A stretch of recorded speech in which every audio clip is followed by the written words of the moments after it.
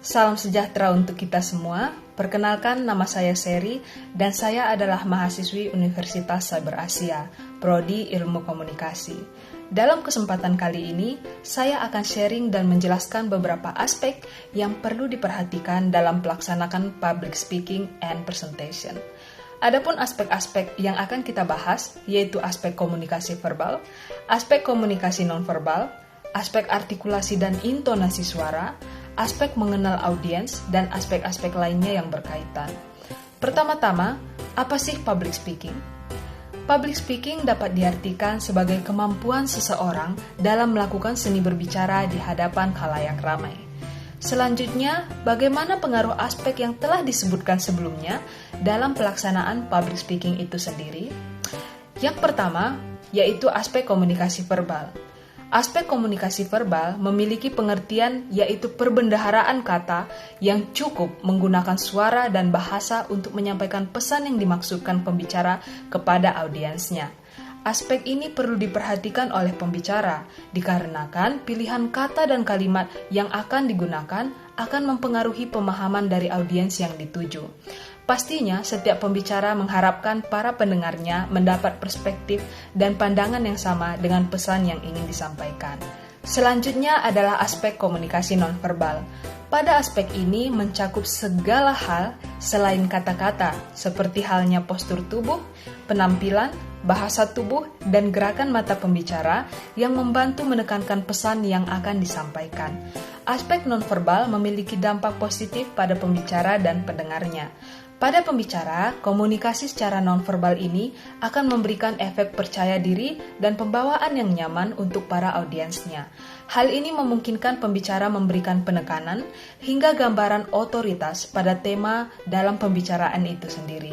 Sedangkan pada para pendengar, komunikasi nonverbal memiliki potensi untuk menarik fokus dari pendengar kepada hal yang dibawakan oleh pembicara.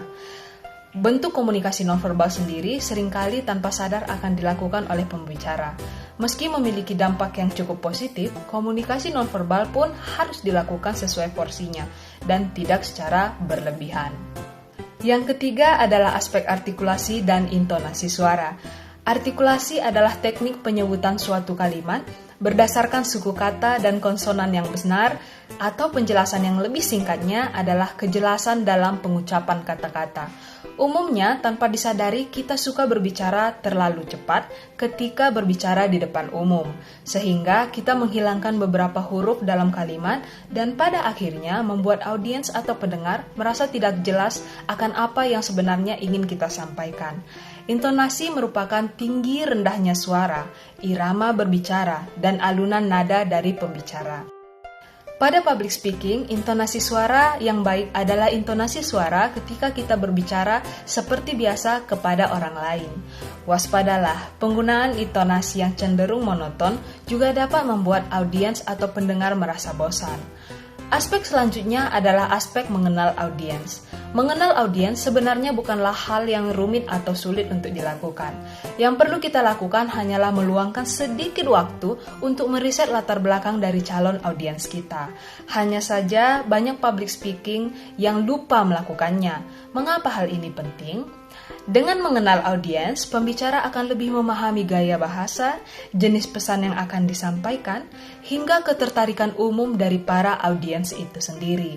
Hal ini pastinya sangat mempengaruhi daya tarik hingga kemampuan audiens untuk memahami pesan yang akan disampaikan oleh pembicara. Aspek lainnya yang perlu diperhatikan dalam pelaksanaan public speaking antara lain aspek kredibilitas dari pembicara. Salah satu komponen penting kredibilitas adalah otoritas. Memiliki otoritas artinya memiliki keahlian yang diakui. Otoritas yang dibentuk karena orang melihat latar belakang pendidikan dan pengalaman dari pembicara itu sendiri. Hal ini pastinya juga akan berpengaruh pada tingkat kepercayaan dan penerimaan pesan dari pembicara. Demikian beberapa aspek yang sangat penting diperhatikan dalam pelaksanaan public speaking and presentation. Semoga bermanfaat dan terima kasih telah menonton.